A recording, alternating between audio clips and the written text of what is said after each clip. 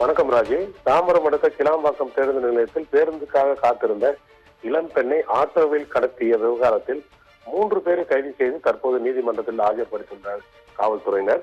அதாவது கடந்த திங்கட்கிழமை அன்று மாதவரம் செல்வதற்காக சென்னை கிளாம்பாக்கம் பேருந்து நிலையத்தில் காத்திருந்த வட மாநில இளம் பெண்ணை ஆட்டோவில் கடத்தி சென்ற மர்ம நபர்களை போலீசார் பின்தொடர்ந்து சென்றனர். போலீசார் பின்தொடர்ந்து வருவதை அறிந்த மர்ம ஆசாமிகள் அந்த பெண்ணை நெற்குன்றம் பகுதியில் இறக்கிவிட்டு தப்பி சென்றனர். பின்னர் இளம் பெண்ணை மீட்ட போலீசார் வழக்கு பதிவு செய்து சிசிடிவி காட்சிகளை வைத்து மர்ம நபர்களை தேடி வந்தனர். அப்போது ராயப்பேட்டை பகுதியைச் சேர்ந்த முத்தமிழ் மற்றும் தயாளன் ஆகிய இருவரை முதலில் கைது செய்தனர். பின்னர் 3வது நபராக வெங்கட் என்பவரை கைது செய்து 3 பேரையும் ஊடுவாஞ்சேரி காவல் நிலையத்தில் வைத்து 24 மணி நேரம் விசாரணை நடைபெற்றது.